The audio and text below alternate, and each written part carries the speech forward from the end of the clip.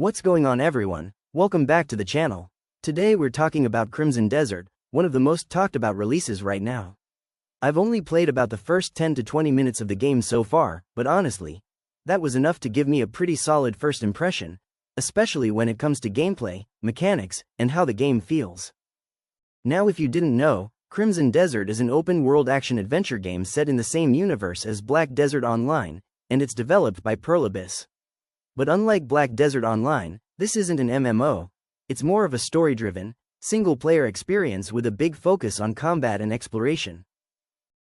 So jumping into the game, the first thing I noticed is that it looks really good visually.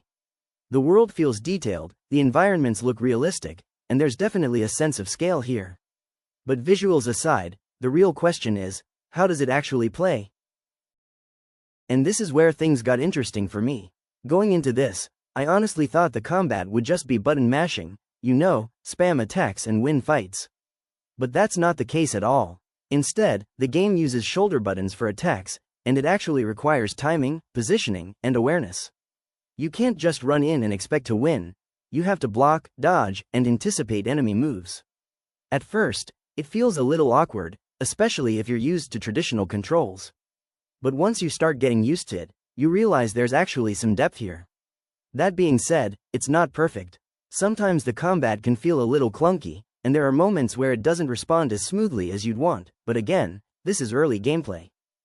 One thing I will say, this game does not hold your hand. You're kind of thrown into it and expected to figure things out on your own. That can be a good thing for some players, but for others, it might feel frustrating. And that brings me to the side quests. This is probably one of the more confusing parts of the game so far. For example, I had a mission where I needed to get inside a castle. Sounds simple, right? Nope. Every time I tried to sneak in or walk up to it, I got kicked out. Turns out, you actually need to buy a specific outfit just to gain access.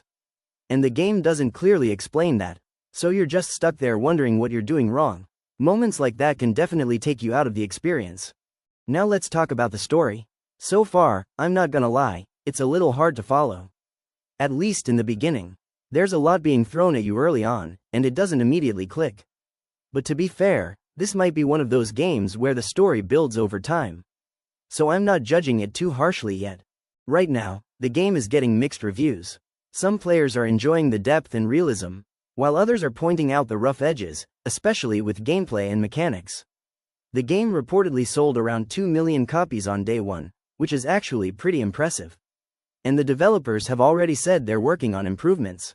So this could definitely be one of those games that gets better over time with updates. So overall, how do I feel about Crimson Desert so far? I'd say it has a lot of potential. The combat is deeper than expected, the world looks great, and there's clearly something here worth exploring. But at the same time, it does have its issues. Confusing mechanics, a bit of clunkiness, and a learning curve that might turn some players away early on. If you're someone who enjoys challenging combat and figuring things out on your own, you might actually really like this game. But if you prefer something more straightforward and easy to pick up, you might want to wait.